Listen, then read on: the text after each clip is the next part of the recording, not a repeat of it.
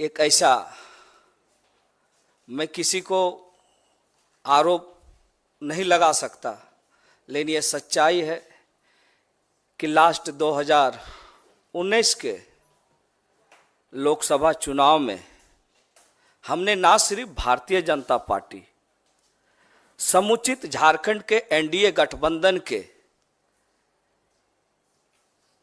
11 लोकसभा में हमने पूरा प्रचार किया और टेकलाल बाबू के जितने भी झारखंड में जानकार थे, उनके शुभेच्छु थे, अपने समाज के लोग, उनके चाहने वाले लोग के बीच में जाकर भारतीय जनता पार्टी को प्रचंड बहुमत दिलाने का काम किया था।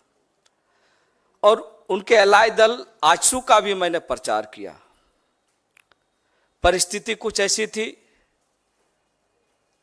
हमें लगा कि कुछ हमें झारखंड के लिए, लोगों के लिए, और हमारे पिता टेकलाल महतो जो झारखंड आंदोलन के एक अग्रणी योद्धा थे, आज झारखंड की राजनीतिक पृष्ठभूमि को खोजा जाए, राजनीतिक चर्चाएं अगर चलेंगे झारखंड अलग राज्य के आंदोलन को, तो स्वर्गीय विनोद बिहारी महतो, शिबू सोरेन के बाद तीसरे ये में टेकलाल महतो जी का नाम था। और पूरे जो इलाके हैं, उत्तरी छोटा नागपुर, चाहे कोल्हान का हो, सभी जगह टेकलाल बाबू का अपना प्रभाव था। और मुझे लगा कि टेकलाल बाबू के सपनों को, टेकलाल बाबू के जो सपने थे झारखंड को संवारने का, आगे बढ़ाने का, चूंकि अलग राज्य हमें मिल चुका था, तो मुझे लगा कि एनडीए गठबंधन में जाके झारखंड में कुछ हम लोग ऐसा करेंगे। लेकिन परिस्थिति ऐसा लगा, जब मैं भारतीय जनता पार्टी में शामिल हुआ, तो हमारे जो पिता के जो सपने हैं, जो विचार है, मैं उस दल में नहीं पाया। और महागठबंधन का हमेशा मेरा पिताजी एक समर्थक रहे हैं। और आज मुझे ये कहते हुए बहुत गर्व हो रहा है कि आज पूरे देश में जो इंडिया गठबंधन राहुल जी के नेतृत्व में दौड़ रहा है, वो 2024 में इसका रिजल्ट हम सब दिखाएंगे।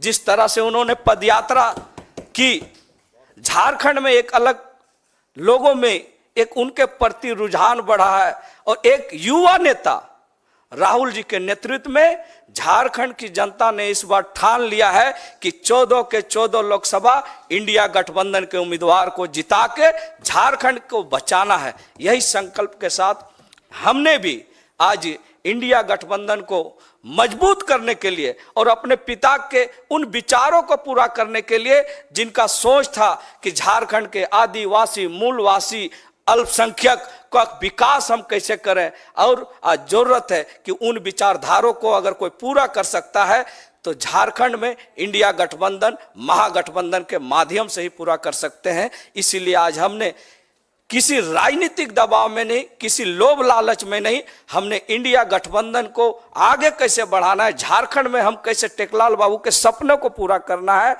इसलिए खरगे साहब जैसे लोगों के जो सोच है उसको हम धरातल पर कैसे उतारें।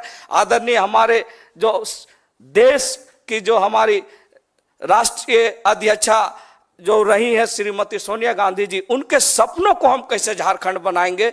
इसलिए आज मैं तहे दिल से और अंतरात्मा से अपने पिता के सपनों को पूरा करने के लिए और झारखंड में इंडिया गठबंधन को मजबूत करने के लिए आज मैं इस कांग्रेस में शामिल हो रहा हूं। आप सबको बहुत बहुत जोहार, नमस्कार। स्वागत है आपके सवाल, ज्यादा सवाल आज पटेल साहब से पूछिए।